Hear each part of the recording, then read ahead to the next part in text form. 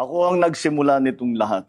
Ako ang magtatapos. Mismo si Pangulong Bongbong Marcos ang nag-anunsyo ng pagsisimula ng proseso para masampahan ng kasong plunder ang pinsang si Representative Martin Romualdez at dating kongresistang si Zaldico. Ang ICI at saka ang DPWH ay lahat ng nakuha nila na impormasyon ay ire-refer, ibibigay na sa Ombudsman para imbestigahan ng Ombudsman. Ito ay tungkol sa mga impormasyon ng dating Speaker Martin Romualdez at saka ni Zaldico. Wala nang paligoy-ligoy pa, ang ating mga otoridad ay siyempre papatupad na nila itong mga arrest warrant na ito. Aarestuhin na sila, ihaharap sa korte at pananagutin sa batas.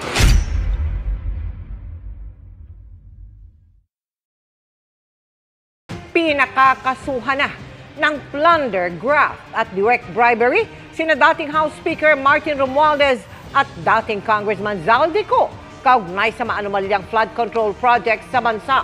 Ang rekomendasyon na yan inihain sa Ombudsman ng Independent Commission for Infrastructure o ICI at ng DPWH. Kasama sa mga ipinasa nila ang kahong-kahong dokumento, mga kontratang konektado umano kay Ko, pati ang mga naging testimonya sa Senado. Isinuwiti rin nila ang mga testimonya sa Senado ni Orly Gutesa na nag-deliver daw siya ng mali-malitang cash sa mga bahay ni Romualdez at Ko. Nakatutok si Salima Refran. Mismo si Pangulong Bongbong Marcos ang nag-anunsyo ng pagsisimula ng proseso para masampahan ng kasong plunder ang pinsang si Representative Martin Romualdez at dating kongresistang si Zaldico. Ang ICI at saka ang DPWH ay lahat ng nakuha nila na impormasyon ay ire-refer, ibibigay na sa Ombudsman para imbestigahan ng Ombudsman. Ito ay tungkol sa mga impormasyon ng dating Speaker Martin Romualdez at saka ni Zaldico. Kahong-kahong dokumento nga ang dinala kanina sa Ombudsman ng Independent Commission for Infrastructure at Department of Public Works and Highways na ilang buwan ang nag-iimbestiga ng anomalya sa flood control projects. Sakop ng mga dokumento ang hindi bababa sa 100 bilyong pisong halaga ng mga kontrata na napunta sa Sunwest Incorporated at High Tone Construction.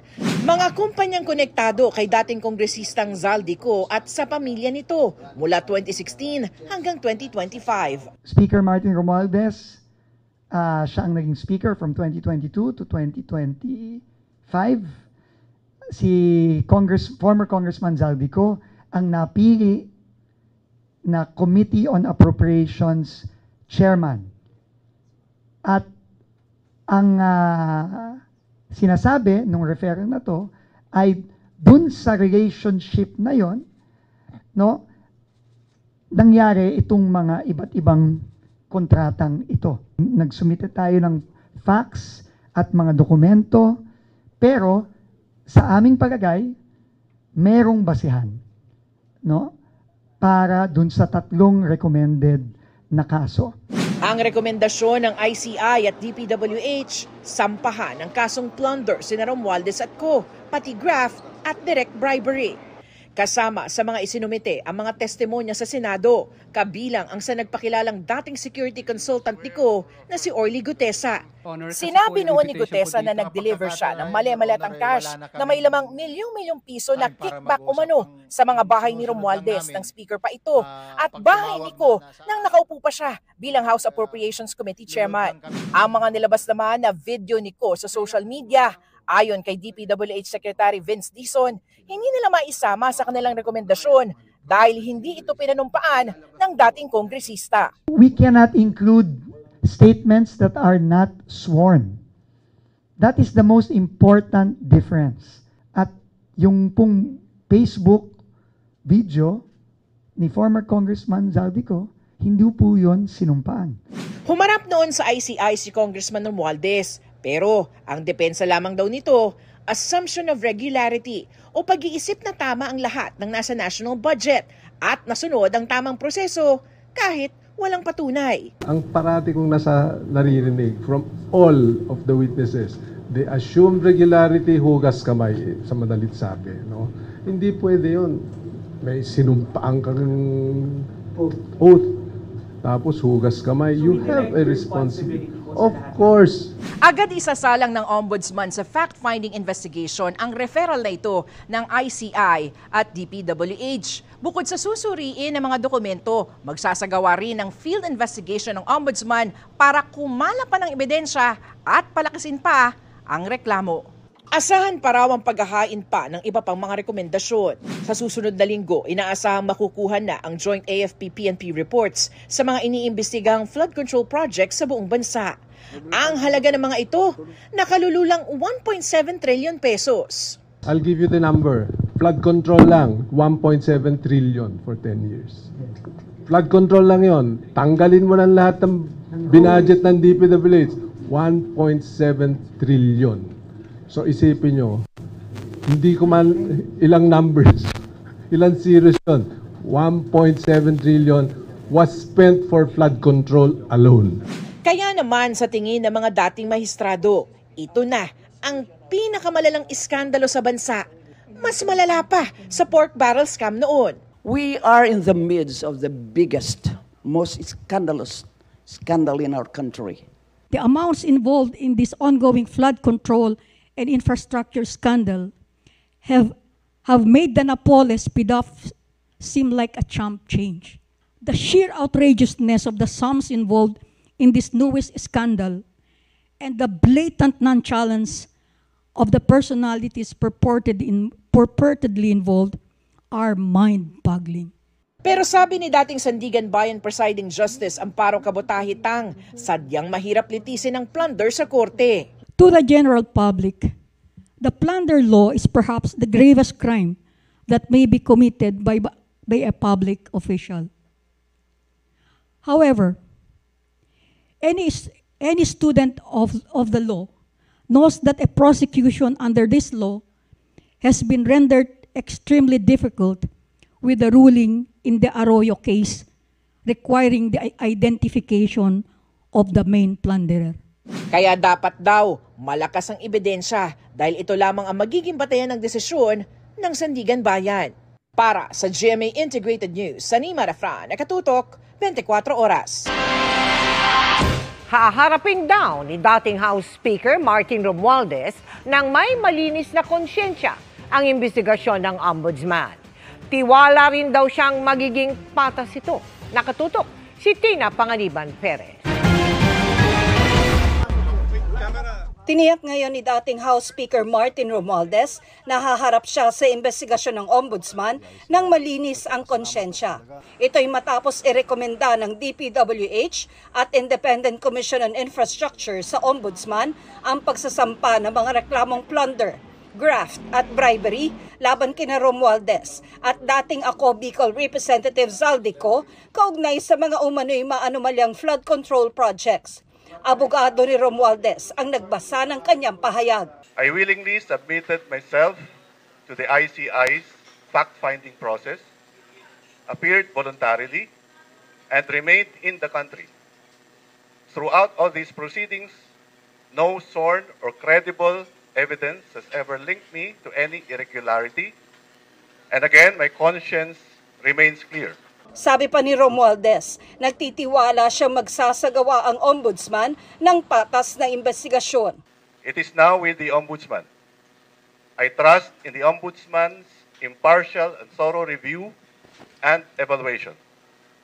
I do so with confidence that a fair and complete assessment of the record will reflect the truth.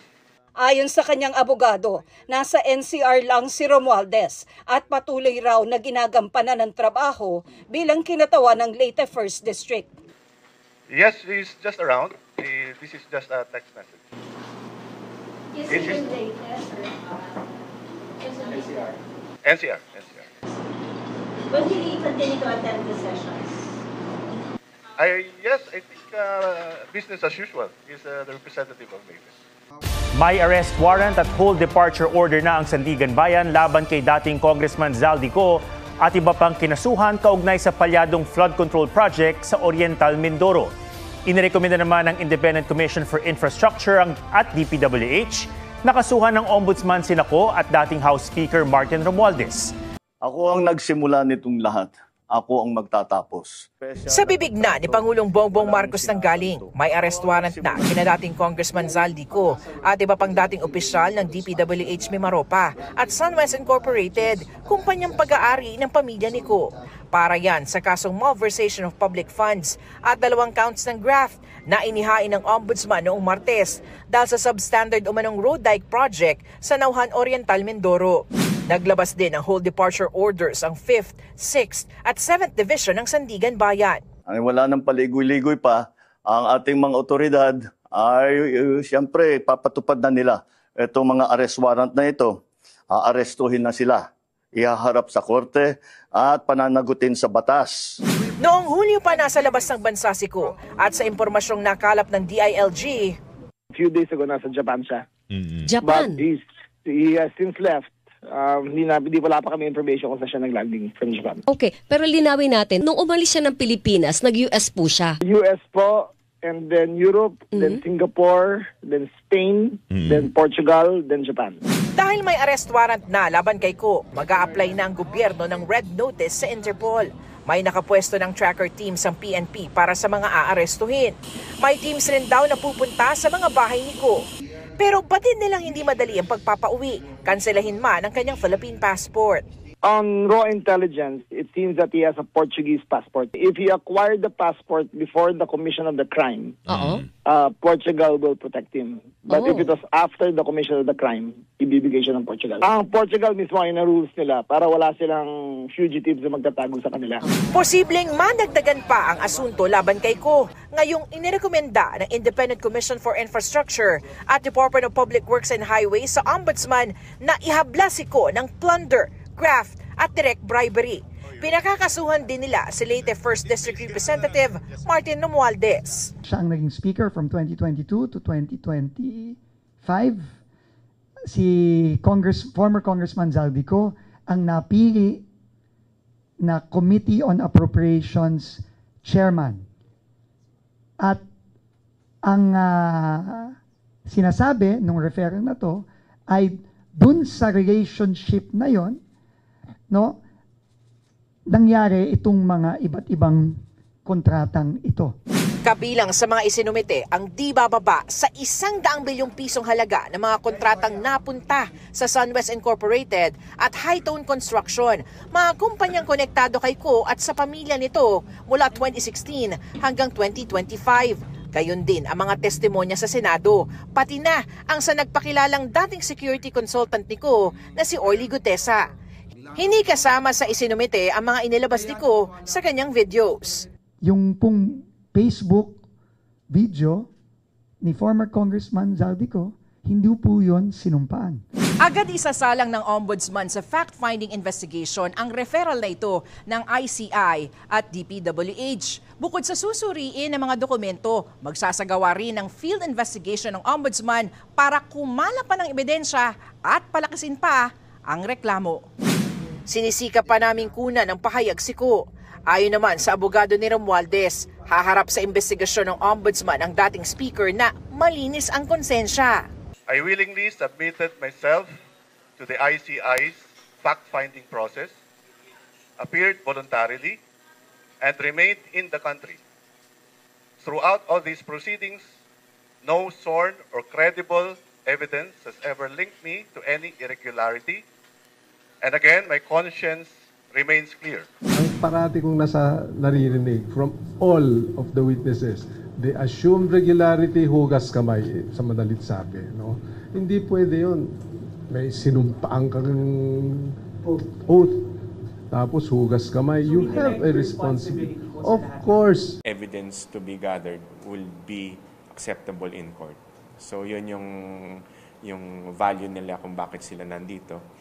Nag-coordinate kami sa kanila also kung paano namin ma-document yung pag-validate namin sa field, because we wanted to make sure that all documents, evidence, and affidavits na i-execute na mga field validators namin would be acceptable sa court and would hold sa court. Sir, what about naman po from the House of Representatives? Kanina we were requesting some documents. They just wanted some clarification and we just had a discussion on that. Sir, On what matter? In connection with the possible on the budget preparation. So we wanted to just see kung anong mga documents na meron. So Sir, earlier may nag-file din ng letter of sentiment na private individual sa ICI. Ano ang take ng commission dito? Nabasa na po ba ito lalo na ni Justice Reyes? Hindi ko pa siya nakakausap since then, no. But I've heard about this letter sent to the commission. The commission will take this into account and they will discuss this and how to move forward after. So possible po ba na ma-invite in the future po yung mga nabanggit na personalidad po? Well, it's up to the commission to decide on that, no.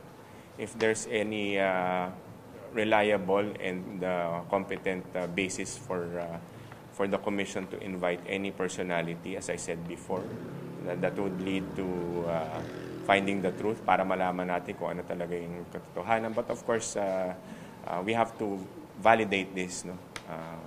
Iimbitahin naman yan upon their discretion. Sir, sabi niya kanina, parang marami pa daw ang maaaring magpasa nitong letter of sentiment for the next coming days. Open pa ang ICI sa mga ganito na from private individuals, groups, na letter of sentiment? Letters of sentiment, yes. But we are also being cautious kasi we want to make sure that any information that gets to the commission is in a way credible. Susuriin namin mabuti yan na kasi nga nag-iingat kami dito na yung commission hindi magagamit para sa anumang political agenda, no, or leverage. Ayaw namin mangyari dyan dahil baka madiskaril lang, ma-mislead ang commission kung ano ba talaga itong mga binibigay sa aming mga letters na to or information. Is this really related to the mandate of the ICI? Titingnan muna namin dyan. Ang mandato ng ICI malinaw. Mag-imbestiga dito sa mga anomalous flood control projects and other infrastructure projects. Ngayon, kung ang mga binibigay lang ng mga sa information or mga letters dito sa ICI, obvious na hindi naman natin alam kung saan nanggaling, hindi sila verified complaint, walang sufficient basis, then of course, we will take it at that. Titingnan namin kung meron ba talagang basihan to. Kung meron, then we will move further. No? Malaking bagay pa rin naman talaga mayroong ganitong informasyon, but the public should also be worried about this. Yung publiko dapat hindi basta-basta rin naniniwala sa mga ganitong klaseng mga allegations. But of course, the Commission will look into this matter. Titingnan namin yan. Kasi kung meron basihan yan para magpatuloy yung investigation, then we will move forward. We will investigate. And we will make sure to call these people who will be responsible or who might be responsible to these flood control, to these anomalous flood control projects and other infrastructure projects. So, babalikan ko ulit, no, lilinawin ko na ang mandato ng ICI is to investigate, fact-finding, hanapin kung sino mga may sala dito sa anomalous flood control and infrastructure projects. Panagutin kung sino yung mga may sala, dalhin sila sa hustisya, at in a way, bawiin yung mga ninakaw na pera sa taong bayan, no, at ibalik ito sa kanila. Yan.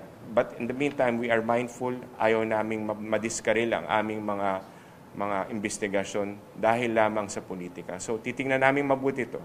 At suriin din sana ng publiko kung ano mga dumadating sa amin. I believe it's with you guys, right? Nabigyan kayo ng kopya ba?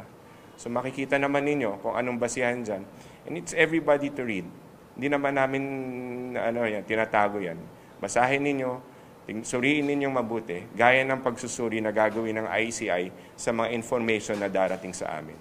Attorney, also earlier, former Senator Trillanes filed plunder and other criminal complaints against former President Rodrigo Duterte and Senator Bongo before the Ombudsman over the alleged awarding of nearly 7 billion pesos worth of infrastructure projects to the companies owned by the family of Senator Go.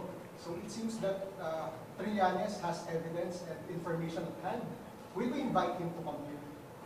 Kung imbestigahin siya, titingnan rin namin kung kailangan imbestigahin. Kung may information na kailangan makuha from the senator, titingnan namin. But gaya nga ng sinabi ko, wala naman nagpipigil kanino man, sino man Pilipino na mag-file ng complaint kung meron silang ebidensya in the Office of the Ombudsman.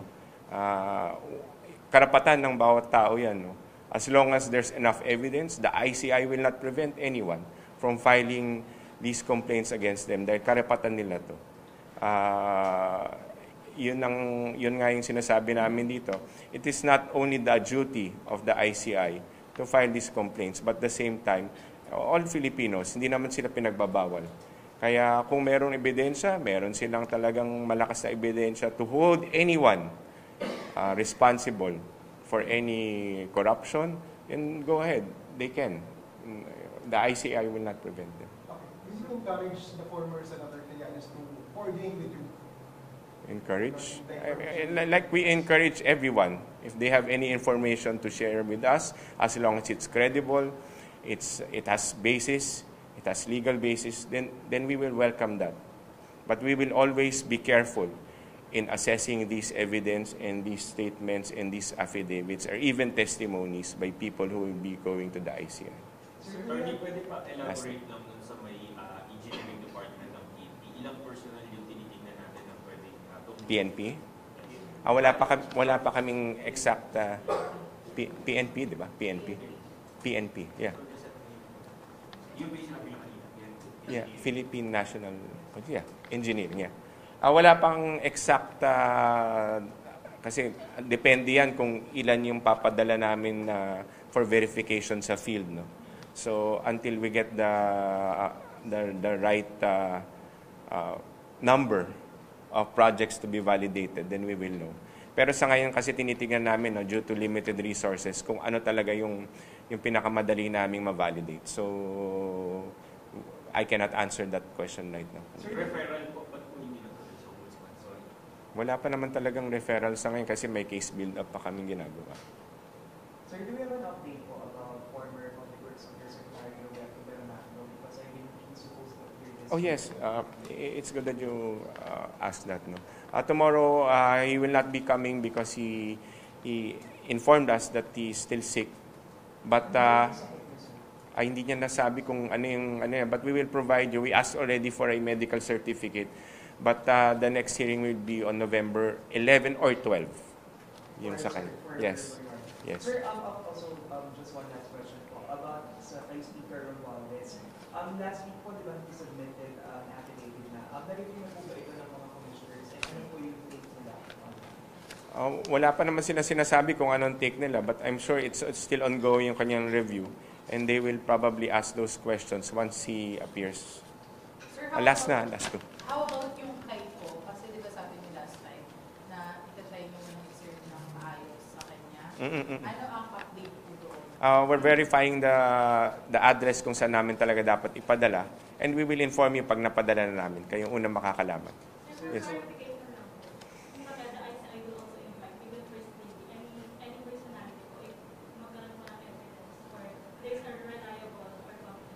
Gaya nga lang sinabi, we're being consistent here.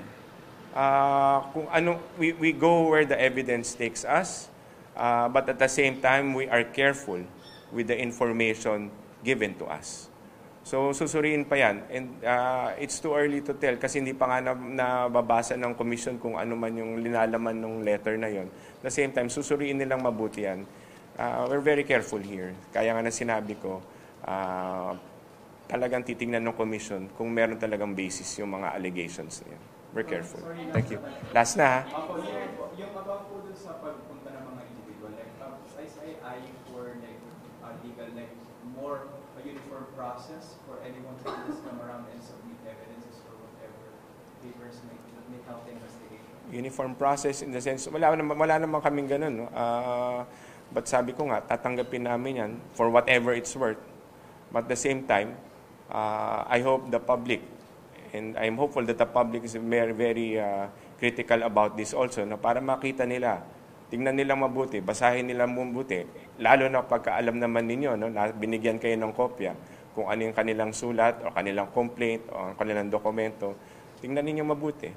And that's part of the transparency. No? So tingnan ninyo. And the commission will also make sure to study this very carefully.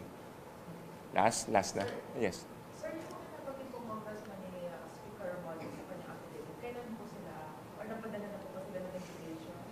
Nabanggit. Wala pa naman akong nakikitang mga invitation right now for any mamabatas. But we will let you know kung meron talagang invitation. Like right now, I already told you kung sino yung magiging resource persons namin tomorrow. That will be our process. We will inform you beforehand pagka meron kaming invitation. Okay, last. Okay na? Thank you. Salamat. Anong oras yung kay DTI Secretary? 10 a.m.